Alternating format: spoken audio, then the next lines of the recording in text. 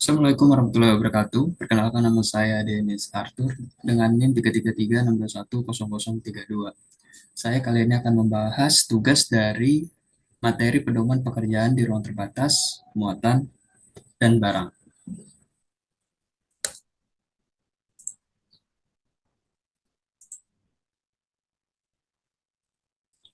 Berikut adalah materi yang akan saya bahas. Sumber-sumbernya itu dari video yang ada di kolom tugas. Materi pertama yaitu bahaya bekerja dan prosedur K3 pada ruang terbatas. Kedua, potensi kecelakaan pada proses material handling. Ketiga, prosedur K3 material handling secara manual. Dan keempat, prosedur K3 material handling menggunakan alat berat.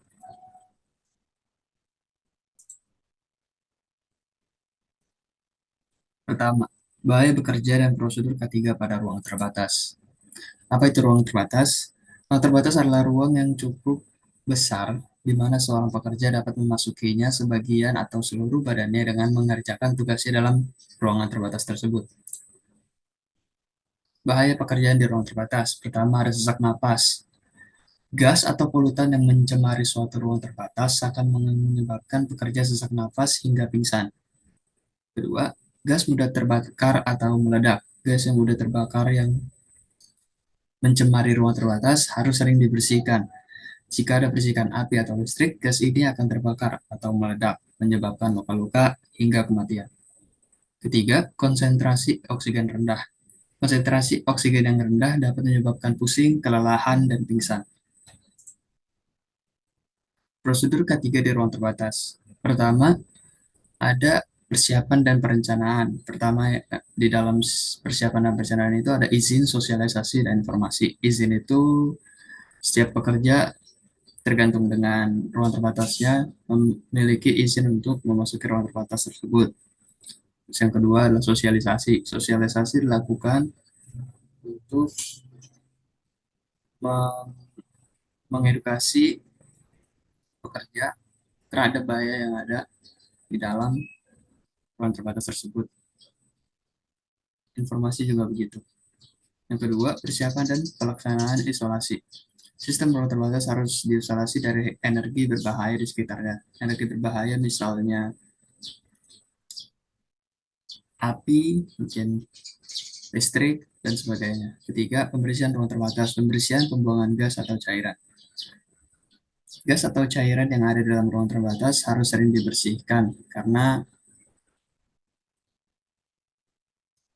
zat yang berbahaya mulai dari karena menyebabkan sesak napas atau gas mudah meledak itu harus sering dibersihkan karena gas itu sulit untuk keluar gitu dari ruang terbatas. Jadi harus secara manual dibersihkan. Keempat, pasokan udara. Pasokan oksigen dalam ruang terbatas harus terus diperhatikan. Ventilasi adalah keharusan. Ventilasi ini dapat berarti banyak hal ya, misalnya saluran saluran ventilasi, misalnya blower atau kipas dan sebagainya. Kelima adalah tata cara menjalankan prosedur sesuai dengan izin yang didapatkan. Setelah kita mendapatkan izin, terdapat prosedur yang harus kita patuhi.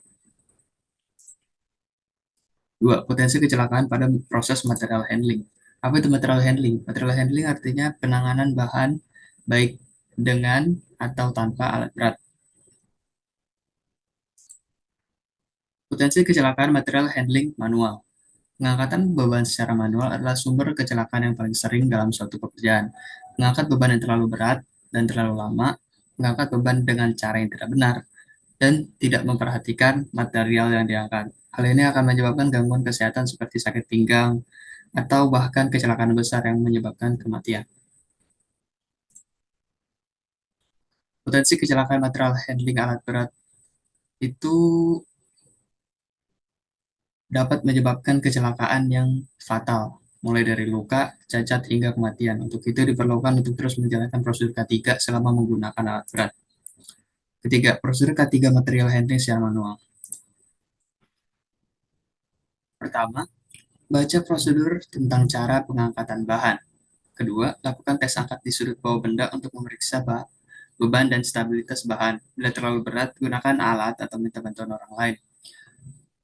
Tes beban dan stabilitas ini sangat berguna untuk berbagai macam bahan ya, misalnya bahan yang cair, itu kan stabilitasnya itu kan sulit ya, nggak nggak mudah